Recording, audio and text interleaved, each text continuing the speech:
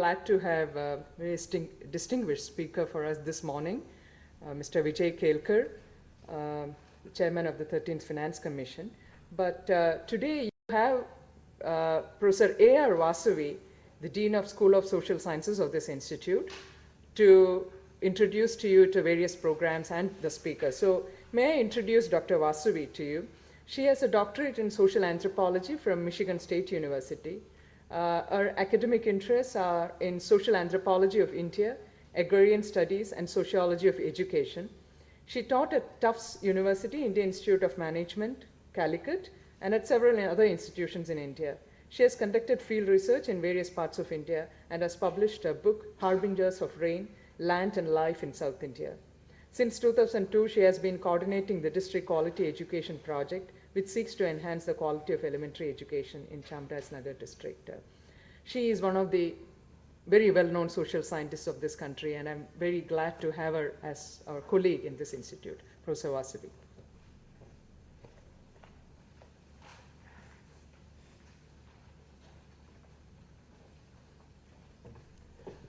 Thank you. It gives me great pleasure to welcome Dr. Vijay Kelkar to this institute and to speak on a topic that I think we sort of directly or indirectly engage with every day. Dr. Kelkar is currently the chairman of the Finance Commission of India. He received his BS from the University of Pune and an MS from the University of Minnesota, and later a PhD from the University of California, Berkeley.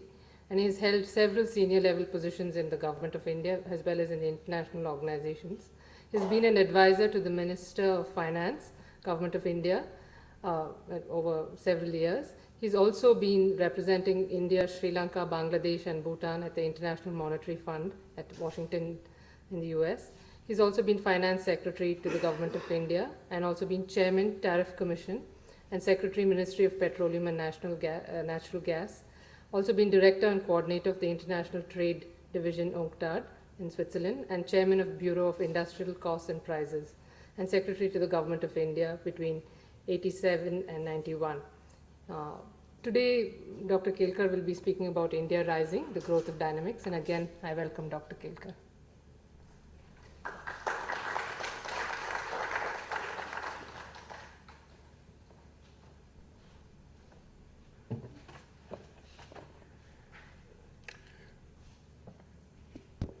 Good morning, friends. Friends, let me first start by thanking National Institute and the chairman of the institute, Professor Dr. Kasturangan, to invite me to this very important program they have. This is a very prestigious program of the institute. And I also want to thank Professor Vasavi for a very generous introduction. What I thought I'll speak for say 30 minutes on trying to share with you my understanding of what's happening in the Indian economy and what's likely to happen, and then we can have discussion. I titled my presentation, India Rising, the Growth Dynamics. It's in 5 parts. First, I'll sort of take you through the sort of pattern of growth acceleration, and then share with you why what is happening. I call it globalisation reforms. Then go through the political economy of growth, and then talk about long view of things.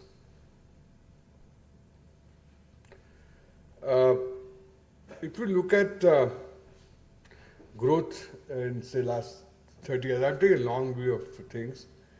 The growth rate has been accelerating decade after decade. When in 1972 I chose because that's the year I started working, and at that time it used to take almost 60 years for us to double the income.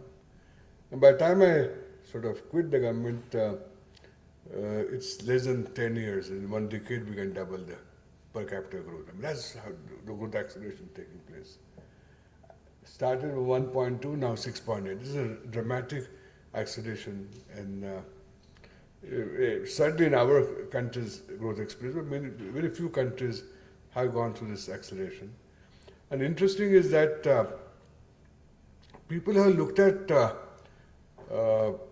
growth experience of emerging markets. One of the major study was by Professor Lawrence Summers, who was, if I remember, was the president of Harvard University.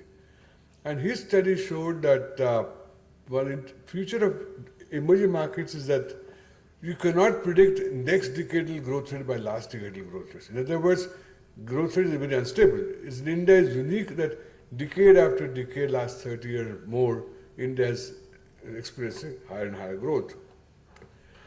Not only growth rate has accelerated in, I said, decade after decade, but it has become more stable. The blue line shows the growth acceleration, and red line shows the variability of growth rate, and it shows it steadily come down. So India's growth process has not only become more rapid, but it also became more stable. The other feature of this growth is, which is first is reduced volatility. Second bullet, I've said lower inflation. In fact, the rate of inflation has dramatically declined in decade after decade. Now recently, is lowest in our own economic history. And third feature of Indian growth process has been it has become now much less vulnerable to international shocks. And one measure of vulnerability the international community or capital markets look at is your reserves to GDP ratio, reserves to debt ratio. And today India exceeds reserves to more than $250 billion, which is almost 25% of its GDP.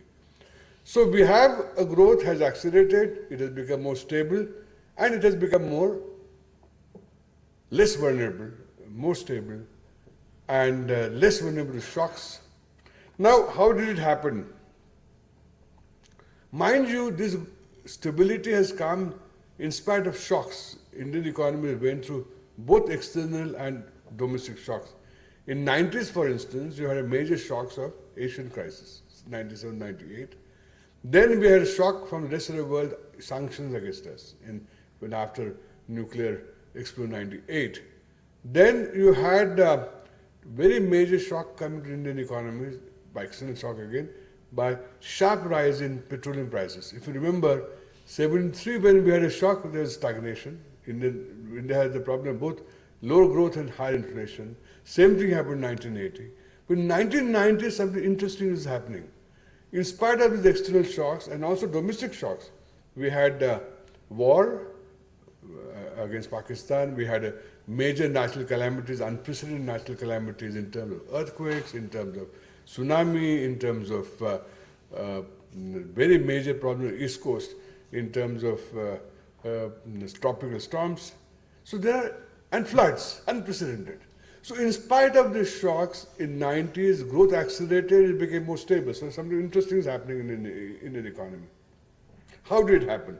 And I would argue it happened because of four, I'm not saying these are the only ones, but I would argue that the major ones is because globalization is one process. Second, reform the infrastructure sector. Third is sector reform is the policies in financial sector and fiscal reforms. So the economic reforms essentially has been major reason why this is a very interesting, unique growth program process which is happening in India. Remember in 1991 when Dr. Manmohan Singh, when that time finance minister, and Mr. Narasimha was prime minister, they started a process of reforms. And we were at that time what I call reluctant globalizer. You remember the Bombay Club emerged in early 90s, which questioned the liberalization. Then we had this images of China taking over because of opening of the economy. We are bringing down tariff. 150% was Indian tariff in 1991, now come down to 12.5. This dramatic decline in tariffs, again unprecedented in the world economy. But over time, Indian entrepreneurs realized that, globalization is not a threat but an opportunity. And India has now become, I think, a willing globalizer in terms of our attitude towards the rest of the world. And that's one of the major sources of growth and stability. Because trade increases growth rate, it allows you gains from trade in terms of efficiency, in terms of knowledge, in terms of technology, and that's one engine of growth which has become. And this is a table which a dramatic changes shows. 92, 93, when we began our wave of reforms, Manmohan Singh, P.V. Narasimha Manmohan Singh reforms, the share of world trade in Indian economy is only 25%.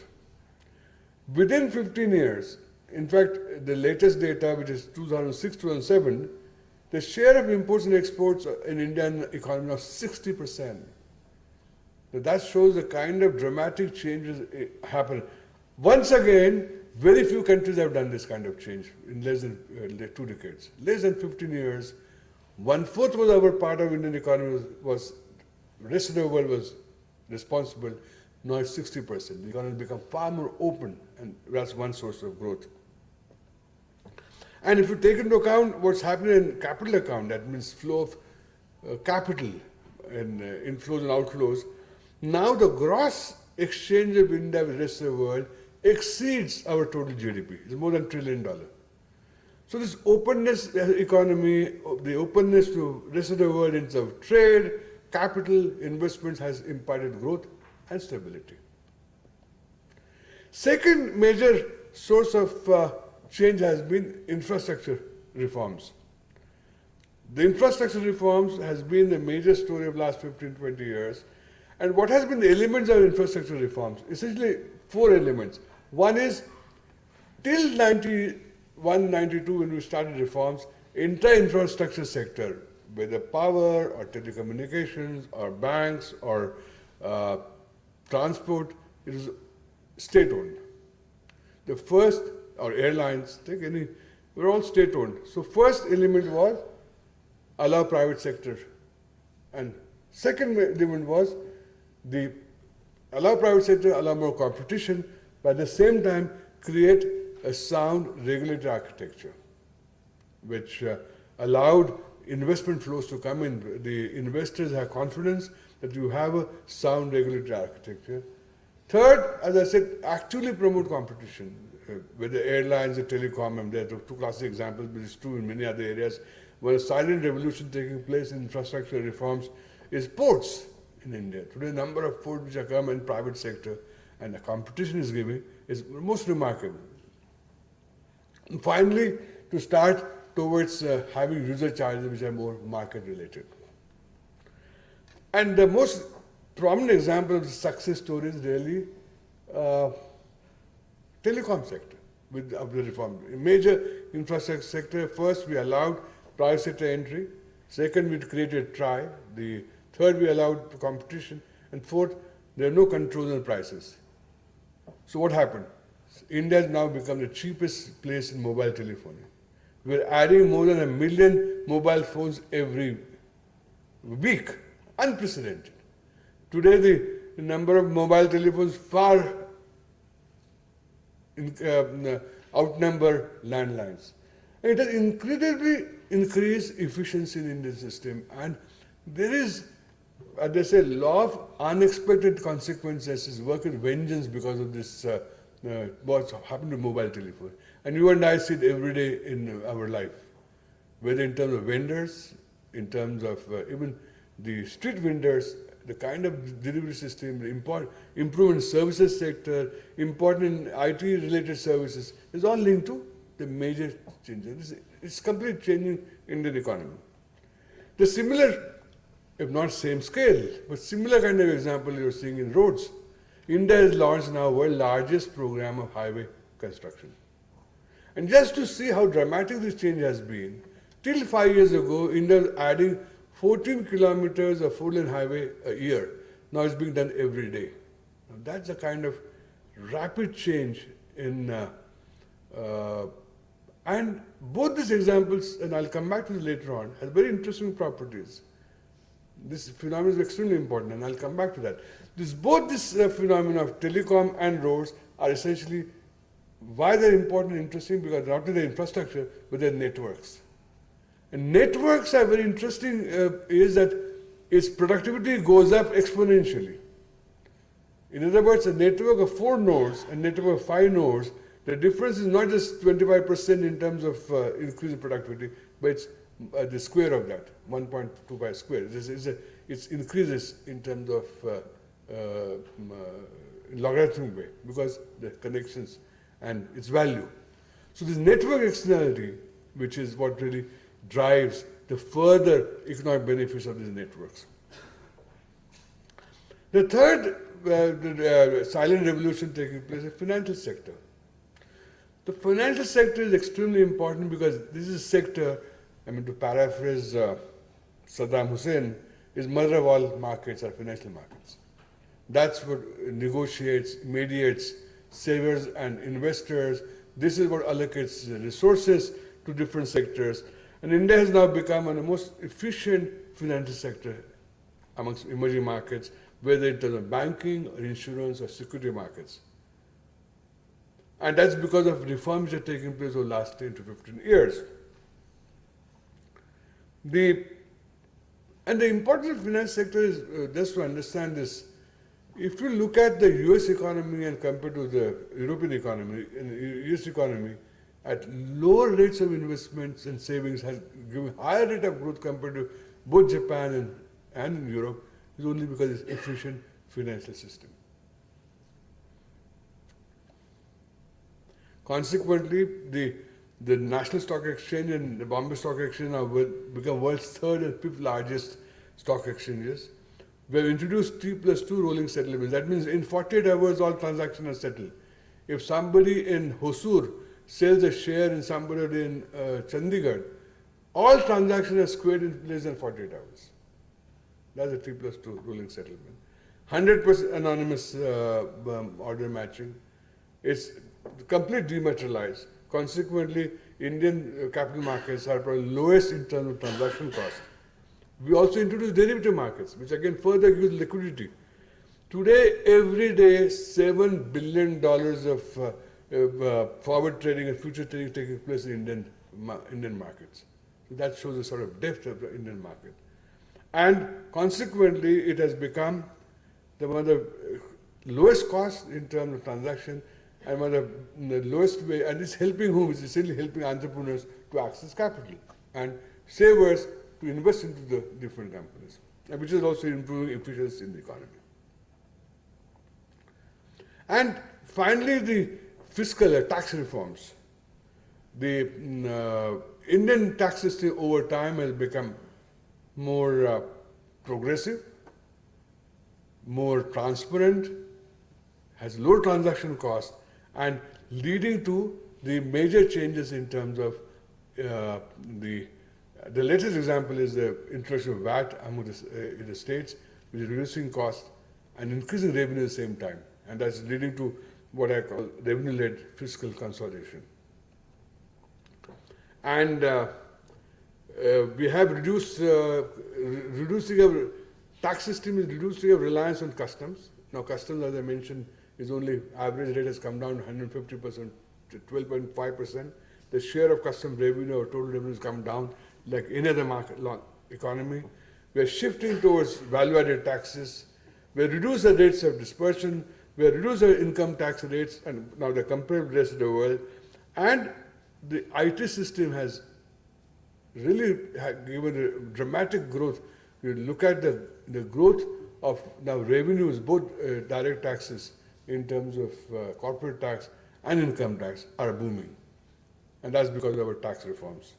And finally, the government has announced that 2010, India will be introducing goods and services tax, which will be the first time India will become single common market. Again, reducing transaction costs to suppliers, and you will find one more dramatic gain will take place after 2010. So these tax policies, financial sector policies, infrastructure policies, and globalization are the four major sort of policy reforms which took place. Traditional caste and communities which is supplied, and that's happening because of this blossom entrepreneurship. And that is really driving the economy. So we are now moving from family run to the new entrants coming up. You are getting new access to capital markets, and booming new sectors, and this is really what's driving India's growth.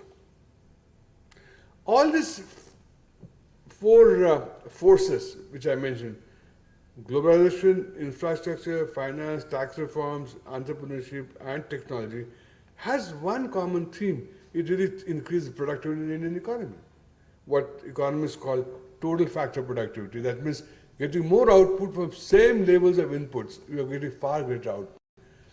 Till 1990, the average rate of annual growth in productivity in the economy, I'm talking total factor productivity, was varies, estimates vary, but it's always much less than 1%. Now it has increased to more than 2.5, in some cases more than 3. So that means every year you're getting 2% additional output from same level of inputs by sheer increase in productivity. So this, and mind you, 2% is very large if you think about it. As I showed my first slide, if you grow at 5%, it takes 14 years to double your income. If you grow 7% by just 2% more, it already becomes 10 years. So if you take it within the lifetime of a generation, it means you can grow much, it doubles income compared to the other economies. So 2% is not small, but if you take, this is sort of magic of compounding, that if it's 2% year after year difference in growth rates can make dramatic change within 20 years. And this is what really happening in the Indian economy.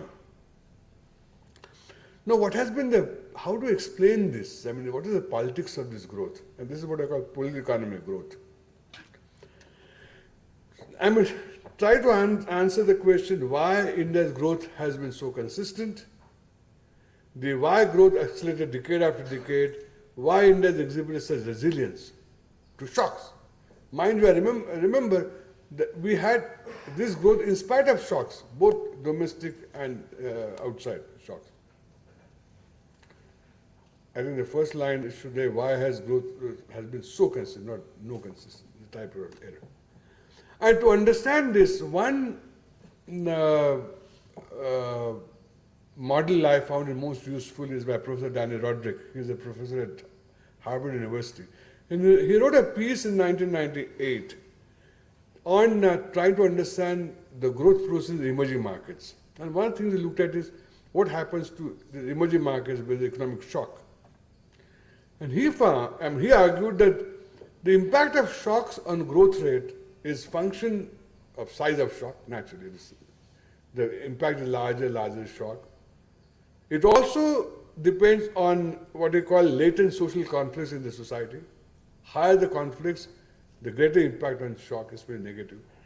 But inversely related to conflicts of the institution of conflict management. Now, mind you, I mean, if there is any country which has high on potential social conflict, this country. We are all possible conflicts in this country.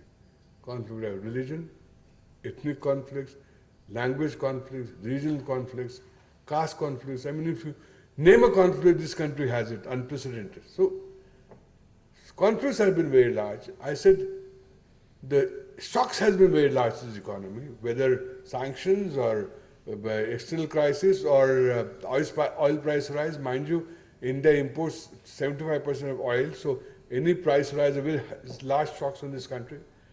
The reason I believe that we withstood these shocks and maintained this growth rate is because of our institutions of conflict management, which is namely our democratic system. In other words, Indian democratic system is, in my view, a fundamental explanatory variable, a fundamental determinant for maintaining and preserving our growth process.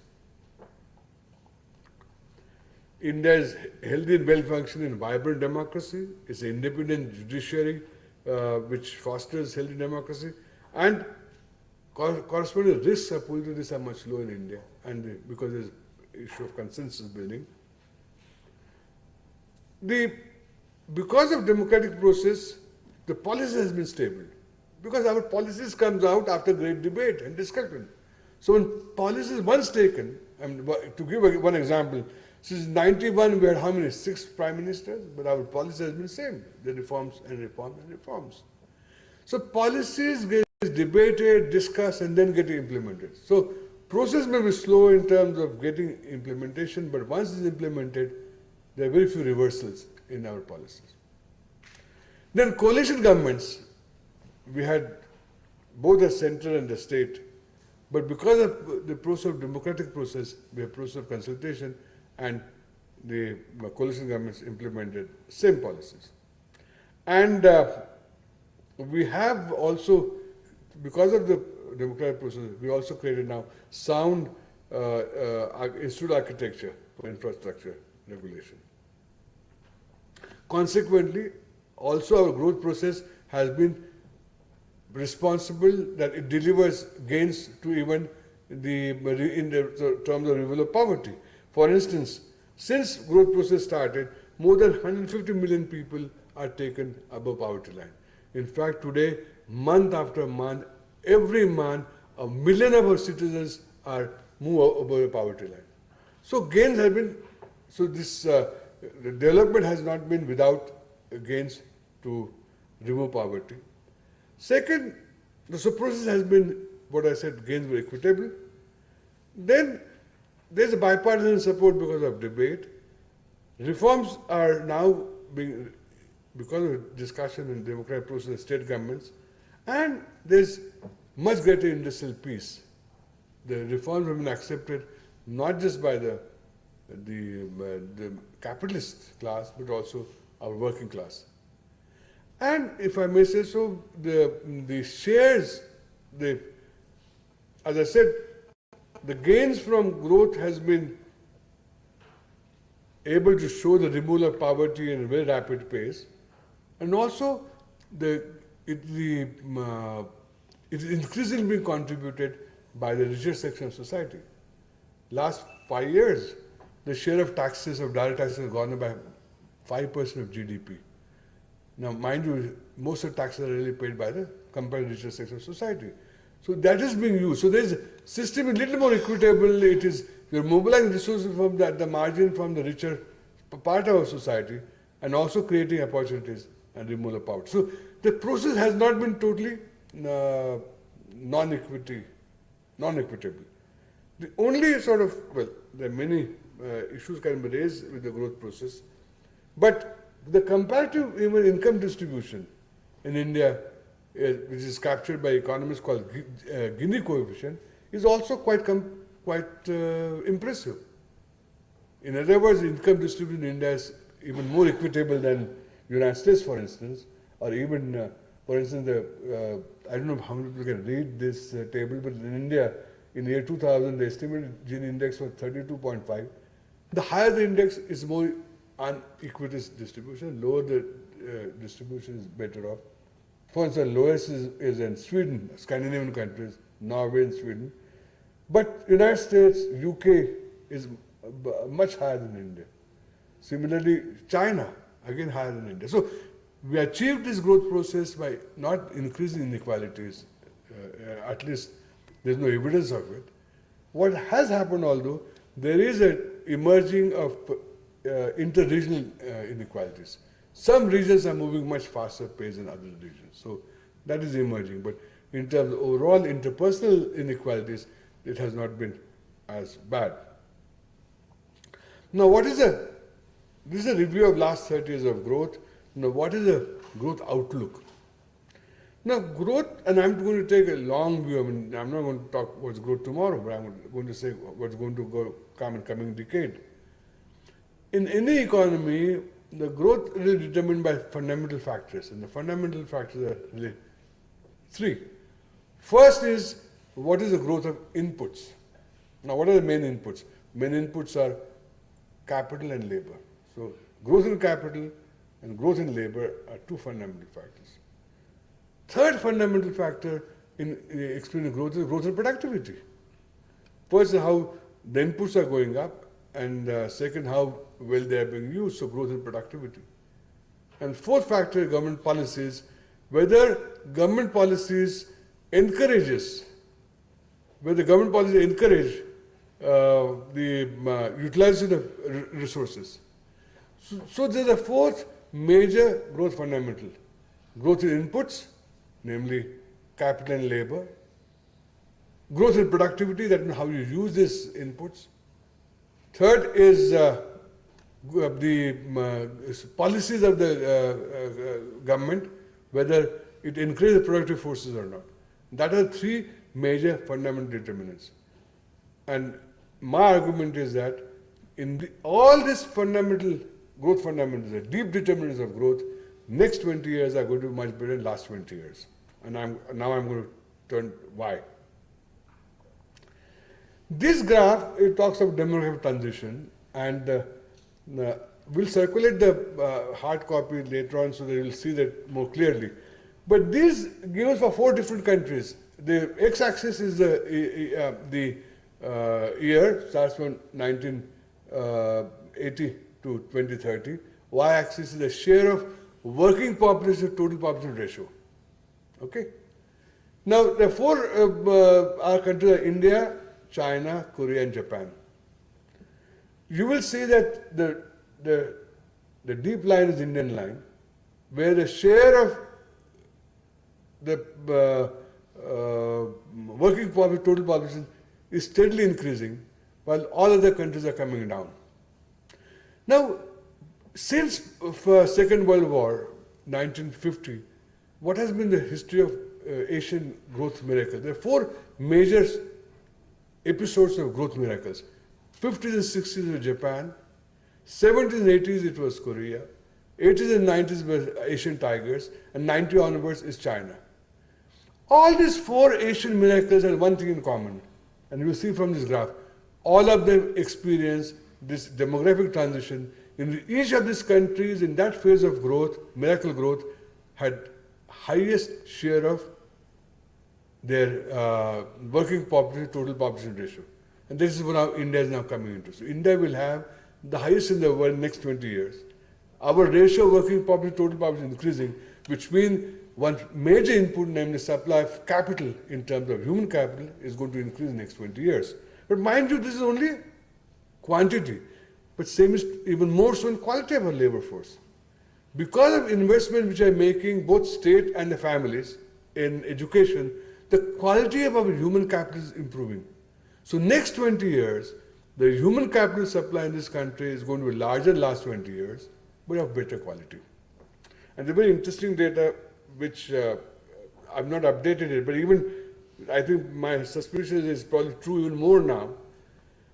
If you look at this education expenses as a family, the poorest family and the richest family, over time, the poorest family is spending even larger share of the income on human capital formation. So this investment, of private investment in education is not just restricted to richest families. Across India, there's an investment in human capital. So first, next 20 years, the supply of human capital is going to be much higher in the last 20 years in terms of numbers and in terms of quality. But what's going to happen to other part of input, namely supply of capital? One is, as I mentioned, 2 fundamentals, labor and capital. Labor we already seen. One of the interesting impact of demographic transition is that it increases saving rates in the economy. But if you take a community or society, who are the 2 main components which are consumers? Either their children or the old. The rest of the segment of society is net saver. And that share is going to go up in Indian economy next 20 years. Exactly what's happening in China. Today, China, the savings rate is less than more than 40%. No rocket science. Simple reason is that is demographic structure. Is that savings go up in the economy as the share of working population, total population, or put it differently, when the share of dependent population goes down, which is going to happen in the Indian economy. So savings are going to go up. But yet more one reason why there is going to increase in savings. There's a very interesting study done by National Council of Applied Economic Research, which shows that in Indian, they looked at household savings. It shows that there is a threshold level of income. When family moves higher than that, suddenly savings go up in the economy, in that family. And this is exactly what's happening because of growth process. Number of families are now crossing this threshold level, just further increasing the saving rates. And it's getting already reflected in India. Today, in last 5 years, the rate of savings has increased by every year by 1.5 percentage point. Today's already numbers vary. Some estimates are 32%, some 34% of savings. Just 5 years ago, it was 24%. So, what is the outlook of capital? Capital is going to increase in the next 20 years because domestic savings is going up, but even more interestingly, as I mentioned earlier, I showed earlier the slide, the Indian economy has become much more open in capital markets now. So rest of the world is also going to supply much larger capital next 20 years than last 20 years. So total number of the size of capital inflows are going to increase. The total supply of capital is going to increase in the next 20 years. What is the third determinant? Growth in productivity. If you look at US economy, and I'm taking US economy because it's a continental size like our economy, there are two major episodes of growth in total factor productivity in the United States. First one took place when President Eisenhower created their national highway network in 50s. That's first major impact on growth and productivity. Second major impact took place in the United States when President Clinton created this information highway system. Remember, I discussed with you that there are two interesting industries. Both are networks. And networks have a very interesting property that productivity impact is exponential. In India, we are bringing these two networks at the same point of time. So not only we're going to get growth in productivity by themselves, but through synergy, we're going to get even further growth in productivity. And this is going to happen next 20 years because of its networks. But there's yet more advantage compared to the Asian countries which I discussed. And this is the advantage of latecomer. We are latecomer, so we're going to get advantage of new technologies, namely IT, which Japan didn't have in 50s and 60s. Even the Eastern Tigers didn't have. We have the third major advantage of access to information technology, which you have seen improves the productivity in terms of capital, labor, natural resources, every segment of society. Only recently, I'm involved with one institution, a think tank in Delhi called India Development Foundation. We are going to bring out a study. Ratan Tata has agreed to write a forward. We're releasing it. We looked at the impact of IT on manufacturing sector in India. Dramatic growth in productivity just by introduction of IT. So, being a latecomer, we're going to have this advantage compared to. So, the impact of IT is going to impact on enormously. And fourth, which I mentioned, is policies. The first time now, we're getting market-friendly policies, investment-friendly policies in this country. Remember, earlier our policies are tendency, we used to score self-goals. Now we stopped doing that. We don't score self-goals. Our policies are promoting, growth promoting. With all this impact, it is my submission that next 20 years, Indian growth rate is going to exceed last 20 years' growth rate. And I mean, in these four walls, I'm going to say it, that India will overtake China in terms of growth rate in the next 20 years. India will become fastest economy in the world in coming 20 years. And I would not be surprised if we will galloping what I call double-digit growth rate in next 20 years. So I think, as I mentioned, this is the growth dynamics. This is dynamics India rising. That essentially the fundamental forces operating this economy in terms of deep determinants in terms of capital, labor, productivity, policies, which is going to drive India in a much higher level. This I will not cover because it's not relevant, but this is really where I will stop. Hydrocarbon sector is not probably at this stage. We can discuss it later on. So to sum up, it is my submission that the growth process now, which is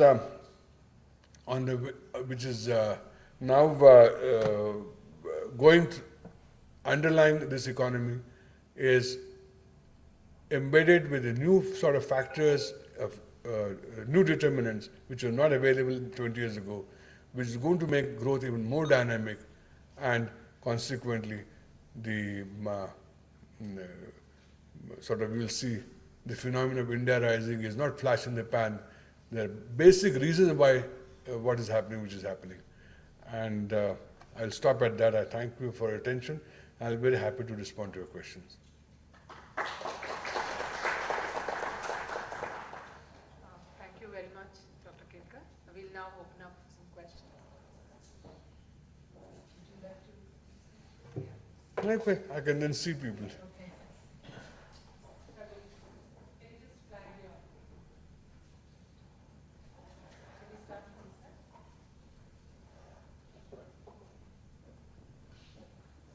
Sir, thank you for nicely. putting Will you forward- kindly identify yourself so I know? Sir, yes, I am Mani from the Department of Science and Technology. Okay. You have nicely projected the economic growth of India in a positive way. Sir, is the path of growth and development is sustainable? We are going at 9% or 10%, but how long we are going to grow like this? No, as I mentioned, there are no reasons why growth rate should be any lower in coming decade. And I'm taking a long view. Mind you, one of the implications of India being a market economy, there will be growth cycles. There will be growth cycles. So there could be years in which the growth rate may come down to 5-7%. I'm talking the underlying, the trend rate of growth, which is going to accelerate. There will be growth cycles. India is like any market economy, you will find cycles. There will be cycles in terms of coming from shocks from the rest of the world, coming from, for instance, now the US subprime crisis will have implications for us. But the underlying the growth process is quite robust, and I'm quite confident that this will be maintained. Sir, Brigadier George from the Army. There was no mention of the agriculture sector at all. What is your prognosis for the agricultural sector, sir? You know, maybe I'm a city boy, so I sort of don't always look at agriculture. But the fact is, first time in India's history in millennium, even our exports now outnumber agriculture sector. Agriculture sector has become smaller and smaller in terms of size of the economy. It's only less than 20%. And as I said, even exports are now larger. It never happened. It's probably the first time in India's history. And agriculture, people get worried, in my view, because they see stagnant one part of Indian agriculture, which is really food grains part, cereals. But if you take new agriculture, it's booming. India has already become largest producer of milk. India's the growth of new agriculture in terms of horticulture, in terms of milk, in terms of fishery, take what I call the value-added agriculture, the rate of growth is much, much higher than the cereal part. And that's where I think the Indian agriculture future lies. We're going to find Indian agriculture extremely buoyant, very dynamic. We'll have, India is a land-scarce country, so we'll find the growth of agriculture much lower than the rest of the economy. So share is going to come down increasingly over time. But that's not going to be the binding constraint in India's growth.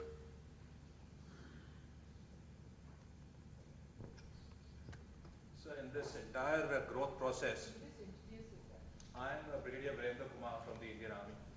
In this entire growth process, the public sector has quite a bit of a major share to play. Yeah.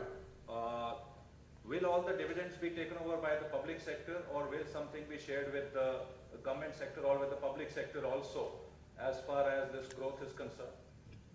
Or how do you feel the public sector is going to be compensated with this overall growth pattern of the country? You mean when you say public sector, talking about enterprises, public sector enterprises? The people who form the public sector. No, there are different ways of defining public sector. I just want to be sure that many public sector definition includes government departments, government departments. I think you will find that there will be over time greater sharing with everybody. The productivity gains will be transmitted. I'm sure you'll get reflected in the pay commission, next pay commission report. that you cannot have quality people inducted into government and public sector services unless there's some relationship with the marketplace.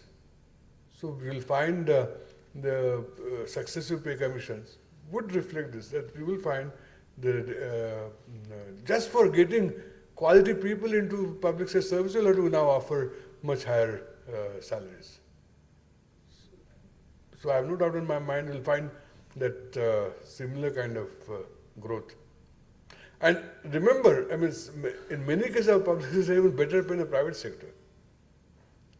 Take the entire school teaching community, teachers, in the government school teachers pay much higher than private sector. Similarly, the lot of clerical staff, the payment in private sector is much lower than public sector. But it's in high skill where we are not adequately compensating. So I hope that pay commission recognize this and make this differentiation that the higher the skill, you probably pay them little much better than what we are paying now.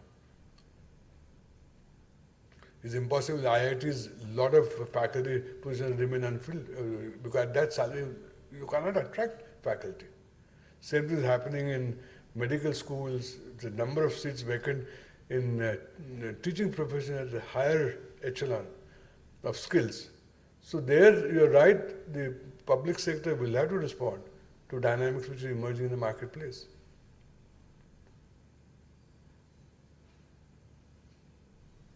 So my name is Kapil Vyas and I represent the private sector here. My question was, in your presentation you pointed out that in India the savings rate is increasing. Recently I have read an article, there is a trend of negative savings happening in India across the country. So I want your opinion on, as you rightly pointed out that the savings is good for the country. But in US and Japan, when we compare both the economies, the attitude towards saving is entirely different, and which is attributed to the growth respectively. What I'm trying to say is, in US people do not believe in saving much as they believe in Japan, and we have seen the economy of US has been thriving throughout the years, while the Japanese economy has over the period of time stable and declining in some respect. So could you throw some more light? I think, as I argued, one of the reason the difference between US growth and continental Europe or Japan is the financial sector. It's far more efficient, and this is exactly India's strength vis-a-vis many other emerging markets. Is our efficient financial sector. In fact, Indian growth is much more efficient in China. I mean, if you look at Chinese capital output ratio, it's much higher than India. In India, we use our financial system is using, especially private sector, the resources far more efficiently. The marginal productivity of capital is much higher in India. You cannot sort of waste resources. Private sector will not waste resources in India. So, Indian growth rate is far more efficient, a growth process compared to many other countries. And savings are going up in the economy. Look year after year, look at data of central CSO data. Today is probably 34 to 36%, depending on the numbers. So that is why I raised a point here. Is that a good sign? Because absolutely, because you cannot finance investment without savings. People from across the world are looking at India, coming to India, because it's a prospective market and having a strength of over $1 billion. So they look at big consumerism here, and we have seen a retail boom happening in the country just because people have started spending. Yes, so, but the economy which grows at 10% will have, even if higher savings, still have total absolute amount consumption much higher than the economy growing at 5%. It's the growth which is driving the rest of the world. Return on the capital is driving them, and it's much higher in India. And savings is essential for investment. How will you expand? That's what happened in China. China was entirely fueled by domestic savings, their expansion. People talk about China as really the dramatic growth has been because of domestic savings, which is really finance growth, which is really happening now in India. So one more question, not related to this. You having represented represented the most of the Asian countries in IMF. So what could be IMF's role in India in current scenario? Could you just throw some- IMF has no role in India. At present, I don't think so. We require. We don't require IMF. In In fact, now India is a creditor to IMF now. In fact, we give money, we're contributing, so we don't require. Sam Ailendro from Department of Atomic Energy. Yeah. So this India raising, there are many points on which there was a growth. You have covered all this. But on all these things, I wanted to say that if you take up infrastructure, you take telecommunications, the mobile element, and you said roads, you talked about Golden Quadrilateral. But that would have come long back, and East-West corridor, what we are thinking, that itself is not started. And the roads which we have, where they collect always the toll, they will correct regularly. But always among the 4 lanes, when you say 1 lane will be under maintenance. It is not that good maintained also. Maybe quality is bad, I don't know. So roads, still infrastructure, roadside, we have to improve. What I am finding is, it is, a stage is coming where there is nothing else I have to proceed, then only progress is coming. Now about suburban trains in Bombay, if you take it, it is totally crowded. Now only they think, can we have a metro now? This is too late. Why that thinking ahead? What is coming next year, 10 years, why can't I start today? Airports, you take airports. Already thought that 4 airport metro cities have to be developed. When it will come? What about other airports? I mean, such thinking, I mean, that is what the forward movement, what is called that forethought. Why that is still not coming to India? What is your opinion? You see, the reason is because we try to economize on capital. China have roads, 8-lane highway, but no traffic. Your Shanghai, fantastic infrastructure, no buildings are half of them empty. Airports, there's a famous fastest train in I think Shanghai, no traffic. So that's one model of doing it, which is the Chinese civilization has done it. Why that is not coming like that? I think because in India is much more driven by the efficiency of It's capital. sort of more of democracy. No, Everything no. first you stop. One says go No, I ahead. don't think so. I think we are much more mindful of more economic use of resources. I think that's why we are getting much, as I say, more bang for buck. Shanghai, what you said. I mean, Shanghai, what you said is how fast it has come. Why that is not, such things are not happening. but it's very expensive. Yes, but that is required. They have done it. That's one way of doing it. But our is incremental. Make investment at the margin. I'm not saying that's the only way to do it, but I think it's more efficient way of doing it. And we're economics on capital. And as I told you, I mean, we're going to overtake China in terms of growth rate. And by 2030, they will probably converge on incomes also. Just we're having different time path and time profile. Their system is a little more centralized, probably has more ability to move faster. But, I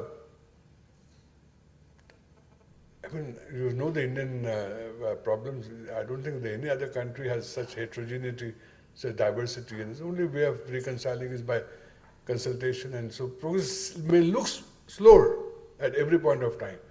But somehow if you look at collectively, just think about India 20, 15 years ago now. The kind of change is dramatic. I'm not saying it can't be improved. But I think it's, as they used to tell us in school, slow and steady wins the race. And that's really what would happen. That's exactly what I want. We have the next person. Sir, I'm Chitranjan, Director of... One person before. Good morning. Good morning. I'm Ullas from Tata Consultancy Services. My question is, you're saying that change is dramatic.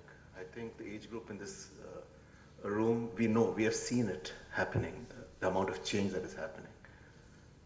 But somewhere the quality of life is getting compromised.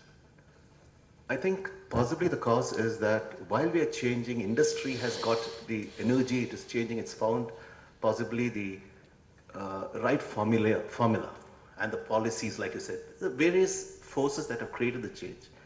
But somewhere the decision makers are not possibly catching up with that speed, and maybe our democratic system is not catching up with the speed in order to sustain. For example, take Bangalore. Take Bangalore as a city. Bangalore. Yeah, I've been in Bangalore for more than 50 years. And as a young boy, I've seen, the roads were narrow, but we could move faster, life was better. Now, is this the price we pay for change, or is there anything that you see in terms of trends in India which is going to keep this balance going? While we are growing, we also have people who know how to govern the growth. Otherwise, you'll find the case of Bangalore, you'll create more and more Bangalores as we go along. Want to respond to that, sir? I'm a contrarian. I think what's happening in Bangalore or Bombay is fantastic. People get sort of depressed in Bangalore. I lived in Bombay for 3 years, and people they get depressed by the shanty towns, by those slums. And to me, these are slums that shanty towns, the dynamism of that city. Here are the places where people are coming from rural areas, where life was much worse than what they're doing now. It's really a sign of dynamism and progress. So I don't consider this as frankly, to me, the shortages are a sign of progress, sign of tension, which is a sign of dynamism. And that's how you're going to get further growth. So I think it's good for the system, this tensions, these constraints, because that really shows a sign of that something is happening. You can have a very nice, genteel kind of life, but that will no growth. But So I have a different take. No, I think I understand your point. Maybe there is some, good reason for that. But where is the planning side? Can some of this be avoided? I think I take it from the early gentleman, Mr. Rao. Can some of it be avoided with better governance? I mean, in some sense, is a tautological statement. Of course, better governance still will improve. But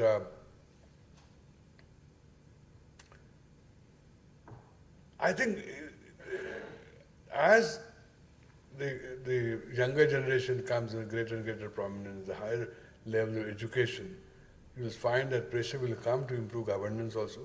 There is much greater demand. As I mentioned to you, the poorest of the poor families are now investing in education. And it's not going to be wasted. I mean, an educated electorate or citizenry is going to demand better governance. So I think there will be demand from the system. And politicians respond to demand. Let me tell you this, they are not oblivious to demand. When they find that there is demand for better governance, they will supply better governance. Politicians like to get re-elected, and if they find this is where the re-election lies, they'll do it. India is not a different planet. We're on the same planet as the rest of the world.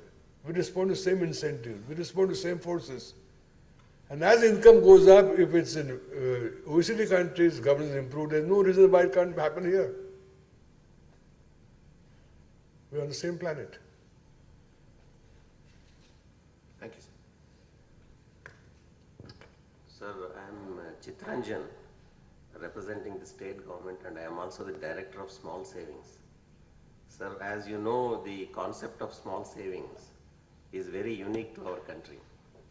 And immediately after the world war was over, there was a conference of nations in the city of Milan in Italy, wherein a resolution was passed to give an impetus to this concept of savings. Though the resolution was adopted in that conference to give an impetus to this savings sector, it was only in India the term small was coined along with this savings. And that's the reason why this concept of small savings got adopted in India right from 1962. But as you know, sir, the small savings investors are basically from the rural sector, especially from the agricultural sector. The agricultural laborers, the agricultural farmers, whatever they save during the course of the day, they go to the nearby post office and invest that in the monthly savings account of the post office. And unfortunately, of late, there is a dent in this post office savings itself. Earlier, we used to have around 6,000 crores. We used to collect 6,000 crores every year. towards monthly savings scheme and other post office deposits. Now that the government of India has reduced the interest rate, especially for this monthly income scheme, and also they have removed the bonus which was being hitherto declared on this monthly interest schemes. And also there is a slash in the interest of these national small savings and other deposits, which has certainly affected the small scale investors. I would like to know the reason for this, and there is certainly a negative growth now as far as the small savings sector is concerned. Our lot of withdrawals also are there from the post offices. Earlier there used to be 6,000 to 7,000 crores as savings, and every year a target of nearly 6,000 to 7,000 crores was given by each state government in the entire country. Now that has suddenly dropped. I would like to know the reasons for this, and is there any scheme before the government of India to give a boost to this postal small savings especially? I must confess I have not looked at this, so I really can't respond to what you said. The only point I would like to make is that as entire economy interest rate declined, there is no way government could have given subsidy and maintained artificial high growth interest rate to one segment of savers. There is no subsidy from rest of the economy. So the interests are coming down everywhere. So that's one reason. Second, perhaps I remember my knowledge is now, as I said, I've not kept track on what's happening. But the services offered by postal department to the saver are not now as comparable to what happened market is giving. The kind of the payment made, the frequency of payment, the dematerialization of accounts, the direct payment to the bank account. The services are not, the rest of the system is far better at providing service to the saver. So maybe that may be the reason. But I must confess I have not studied this, so I'm not. Yeah, but they're still not portable, they're not dematerialized. I mean, what I'm saying, they're not keeping up with the services offered by the other sectors of the economy.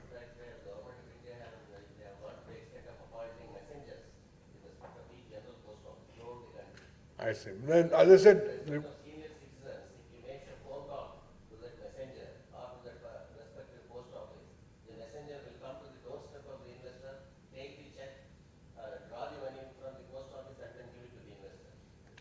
then you will find, if it's improving your services, you will find impact on the consumer. Consumer will respond to better service. Slashing down the interest rates on these monthly income schemes, the bank rate of interest also can be brought down to a certain extent also, so that the agricultural laborers who are investing in Exactly. Fair enough, but this, will be encouraged. true. That's a fair point. But I think those interests are much too high compared to the market. There is no uniform level as far as the interest rate is concerned. For example, ICICI Bank is offering 10% to a senior citizen. Yeah. And Canara Bank is offering 9.5%, whereas post offices are giving only 8%. If there is uniform methodology as far as the interest rate is concerned throughout the country, whether it is a nationwide bank or a post office, perhaps that would settle this issue. But that market will ensure that will happen. I mean, you cannot be too out of line from the market. Each bank is giving its own. Excuse me, can you just allow the Good morning. I am Kumar from Department of Atomic Energy. As you have projected, there is a tremendous growth and is being sustained in the private sector. In the government departments, we also have the 5-year projects, plan allocations, and year after year, we face the problem of surrendering the money, what is projected to be spent, and what is actually achieved during the year, and time overruns and cost overruns. I would say that the whole thing is due to the archaic laws governing the procedures and clearances for expending the money. While the country wants fast growth and implementation, is something being done by the finance ministry to look at these archaic laws and bring them on par with the current practices so that people can take decisions and process fast and spend the money and realize the dreams? I couldn't agree with you more. But You know, is something being done by the finance minister, or at least they're thinking of it? when I was Secretary of Petroleum, I felt exactly the same way as you did, and I thought the whole villain of the system is finance ministry. And then I became finance secretary, and I found it was true. That we had the problem. Now, I think the systems and procedures are, as you said, archaic, and there's some marginal improvement, but not really. I think somebody else colleague raised the issue of public sector. And public sector really suffers because of its system and procedures. So, no, I agree with you.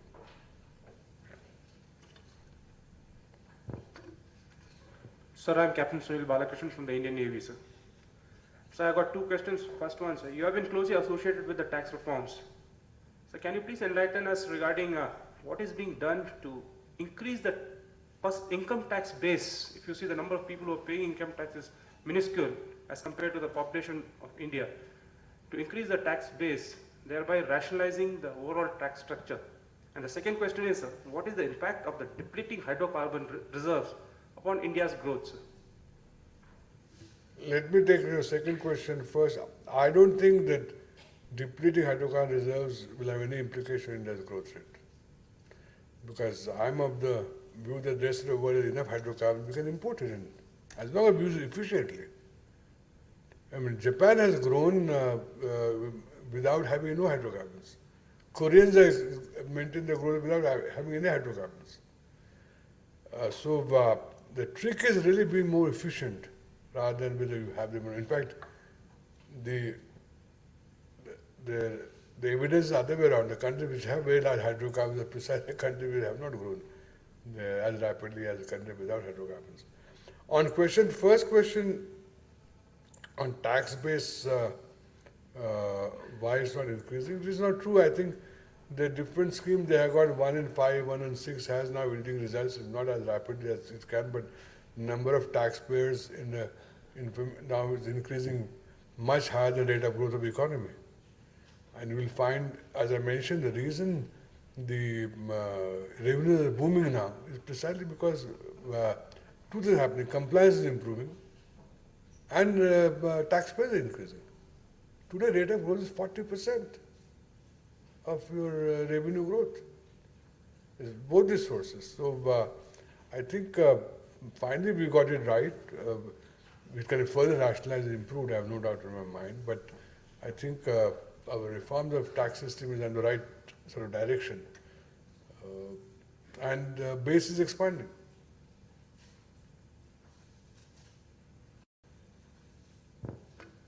Sir, good morning. My name is Usha Lakshman and I represent the IT industry. As you're aware, the industry is currently reeling under the combined effects of three factors that are happening concurrently. One is a rising rupee, second is a subprime crisis in the US, and also the feared recession in the US economy. So I just want to know what action the government is proposing to take to control any further increase in the rise of the rupee, given the fact that the way the industry would potentially react is to start producing locally.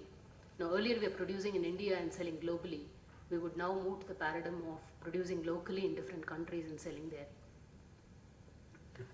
I think this, what you say you have a point. In last 6 months, the rate of increase of rupee has been very dramatic. But I think that will taper off. That process is over now, in my view.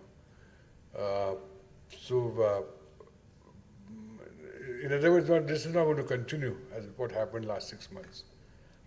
And your point 2 per subprime in the world, if that happens, then even going abroad is not going to help you because the demand will not be there.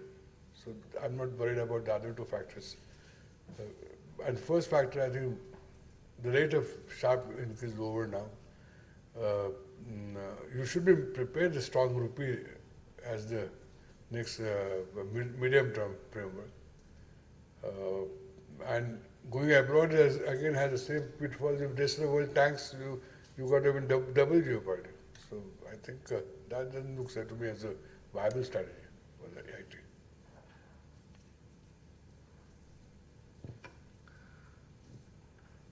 Morning, sir. This is Sridhar here from Finolex Pune. We are extremely glad that we are in these times when this growth is happening. But my question is, while we note with optimism the growth prospects that you foresee for the next 2 decades or 3 or in the long term, what are the challenges that you foresee, both domestic and international, in seeing that these growth prospects are met? You know, a few months back, as I mentioned, I was involved with this think tank in Delhi. We had a visitor, Professor Aman. Professor Aman got Nobel Prize in Economics 5 years ago. He came, and as a part of his visit, we took him to see our Prime Minister. And Prime Minister asked him, Professor, what's your advice, what we should do? He said there are 3 things India should do. And that's the response to your question also. So Prime Minister asked me what? He says, education, education, education.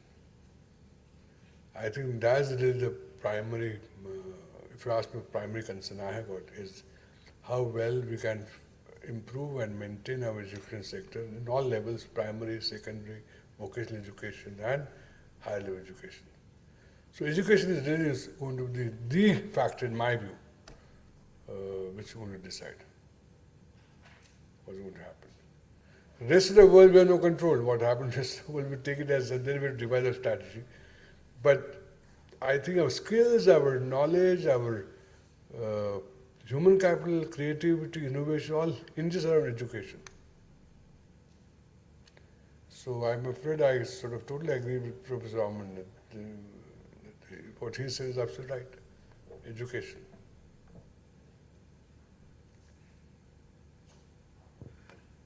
Good morning, sir. I am Krishnan. I am representing in public sector in Hindustan Latex Limited.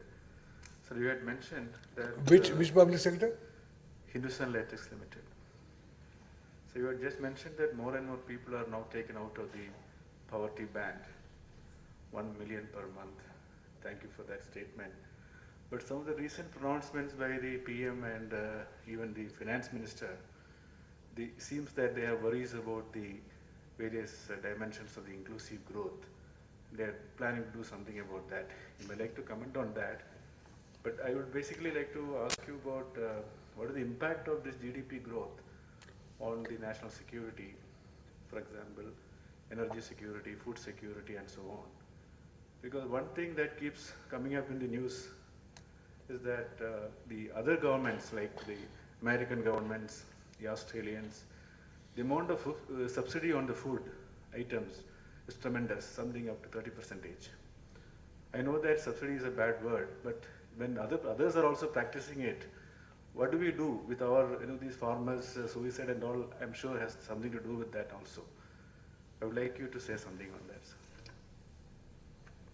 I think there is some evidence on what you said is true, especially the cotton farmers who are committing suicides. It's partly linked to the rest of the world policies on cotton and opening of cotton to through WTO of total trade, and US is a major supplier of cotton subsidies. So cotton is one area in which your hypothesis absolutely seems to be valid. But your other point on what Prime Minister and Finance Minister is saying, what they're saying is that they're still worried, which is true, that even after moving 1 million people every month, still the number of poor in India is still very large, 300 million people. That's very large. The Indian poverty is still very high, even if its percentage might have come down. Then, so when they say it's inclusive, they want even faster pace of removal of poverty. That we can probably do much faster with different policy measures. And this is what their concern is, that it is true that we are removing poverty, we are reducing number of people below poverty line, but still that the number is still too large for anybody's comfort. I mean, especially the malnutrition and probably malnutrition among children. We have a dubious distinction of having world's largest number of malnutrition children. So I'm not saying poverty has gone away, problems have gone away, but I'm saying that our growth is bringing people over the poverty line, the higher the growth, the rate is higher. So it's as long as we maintain growth, I am quite convinced that this removal of poverty will take place at much faster pace. So the GDP impact on national security, in your presentation you did not cover that aspect. Do we have to worry about that or will it take care of itself?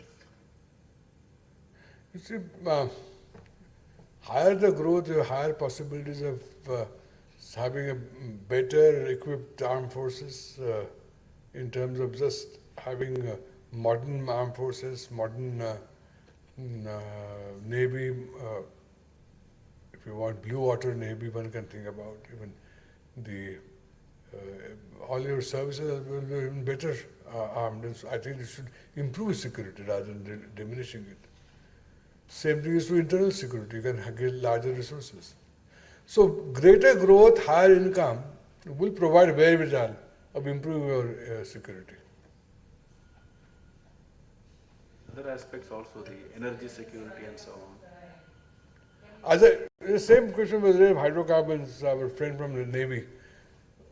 The security lies in using it efficiently. The rest of the world has a lot of energy to supply it, provided we can use it efficiently.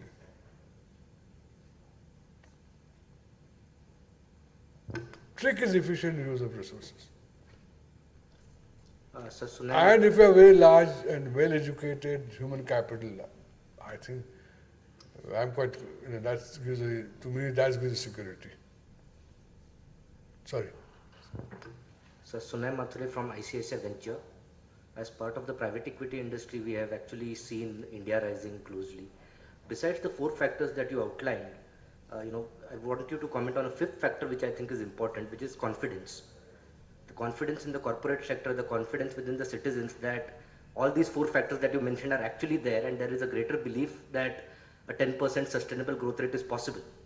And wanted you to comment as to how can this confidence really actually act as a factor to really sustain the growth. Because if you don't believe in the growth, it won't happen anyway. You see, your confidence comes from reality. And if the economy is growing, the confidence will be maintained. Confidence without performance is not possible. It has to be underlying performance has to be there. And that is happening in the Indian economy. So I think capital markets recognize this, which is most sensitive to this issue. The 5th factor which I mention, which I didn't mention, I wouldn't argue with confidence, but I'll argue entrepreneurship. And that's also improving in the Indian economy, it's blossoming.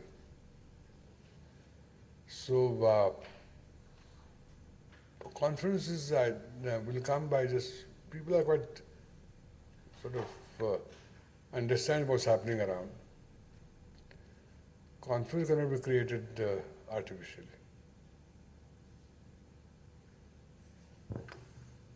Sir, I'm Bimlendra Jha from Tata Steel.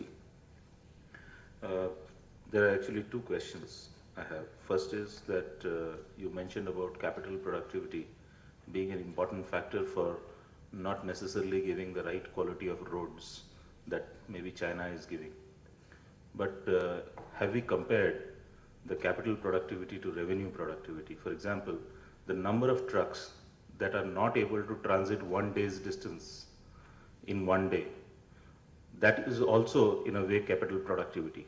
So how do we weigh the balance between the 2? Yeah, but I think you've given a good example of productivity of truck is a good example.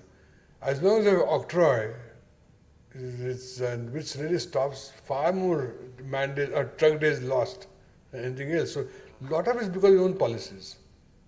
And as GST will come, which will remove all the interstate barriers, including octroi, we'll find that this productivity can go up. So a lot of things is function of policies.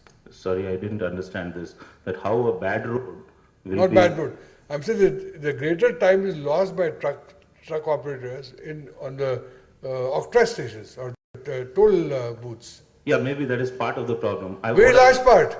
The study shows, no, I was quite surprised myself. The truck days lost, I was told by,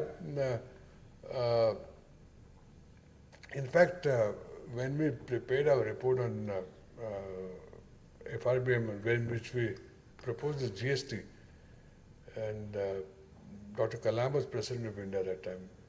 So Sunday I got a call from the President, and he said he wants to see us. So he had, had taken the care and to go through the whole report. I saw the underlines. A very remarkable man.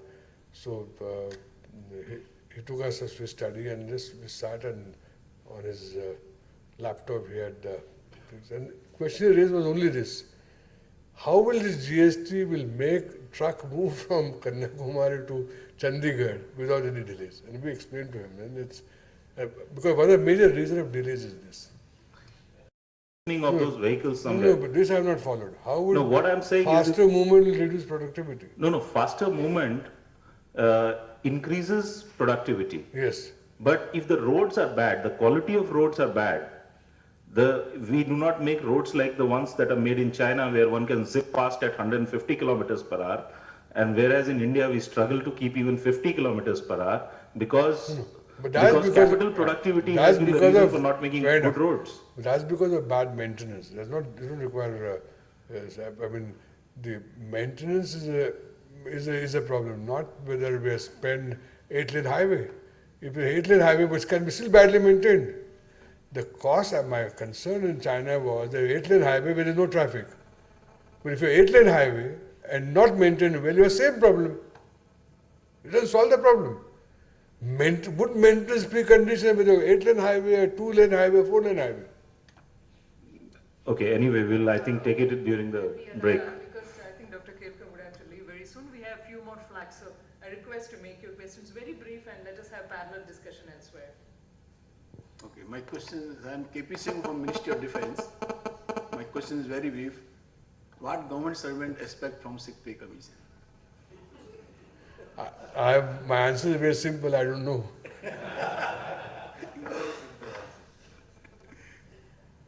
Sir, I'm Raghunath working in a defense research lab in Bangalore, LRD. Where? LRD, Bangalore, sir. Sir, you have brought out various aspects of bringing out the growth rate. You have brought out explicit factor which comes into it.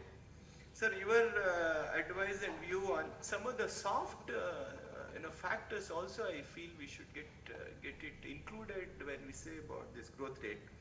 Like family value, what Indian culture what we have, then our certain type of heritage what is being developed in a particular period. See, whatever which has developed earlier days, 120 years back, it is what we are showing it to all our children, and that's what is being done. But as the growth rate is increasing, but sometimes I feel these are all soft values which are diminishing. There is no steady growth of these factors. And especially when you see in terms of when the infrastructure get developed, on both sides of the road, big developer takes the land and comes out with a very, his profitable thing. There's no space left for our future generation at all. It will be only a big building and a particular thing. Your advice on this. You see, again, as I said, maybe I'm certified contrarian. I find younger generation have much better values than my generation. They are far more committed to hard work, they are committed to knowledge, they are more secular, they are more open. They are not frog in the well, they know the world, they want to compete with the world, they are not afraid of the world, they are confident. I think, to use the word of a colleague, confidence. Younger generation have much greater confidence. I'll give you a personal example. The other day I went to a municipal school in Bangalore. Kannada instruction. 40% of children were single parent. That means father absconded or left. Working class environment. More than probably 1/3 were minority students. And I went there and then they said, why did you meet these students? I met girl students. mind you, I mean, just minorities, girl students in a municipal school, Kannada instruction, and broken houses. You can't get more difficult situation than this. Those girls were confident, spoke in English, and I was just thinking, when I went to Marathi school, I couldn't speak English till I went to college. I was 1/3 confident these girls were there.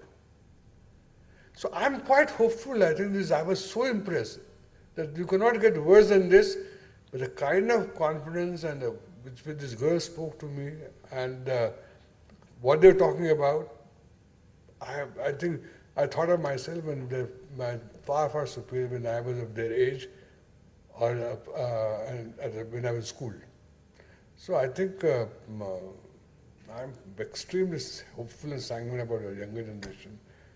And my generation, 50% of the population of women were not at all mobilized. Next 50 years, 20 years, they will be mobilized. The women participation in the workforce is much higher now than what it used to be. So we are mobilizing. I mean, you must have traveled abroad also, but then give a simple example. The number of women pilots when you hear in the Indian Airlines or Jet or Kingfisher, you don't find that in abroad, United States. So we are mobilizing far greater resources in this country. So I'm afraid that good values are going to get better. That is my generation. My generation is a problem generation, new generation is a solution generation.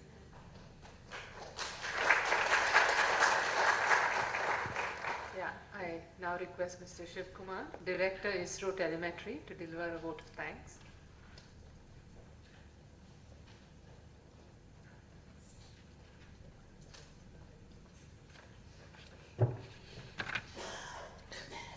Respected Dr. Vijay Kelkar, Professor Vasavi, Dr. Sangeeta Menon, fellow participants, ladies and gentlemen. It's my proud privilege to propose the vote of thanks for this wonderful session that we had. Sir Kelkar Sahab, you have brought out very efficiently, in terms of view graphs and the time that is spent on your explanations, the factors of growth dynamics and processes thereon. I, for one, always believed very strongly that India's growth, which we all have been witnessing, is really real, and have my views reinforced by authority of your stature with what things happen in close quarters. Your statement, India rising, is not a flash in the pan, but it is rapid, real, stable, and will only improve over the next 20 years, is a punch statement for all of us to deliberate, think, digest, and ruminate.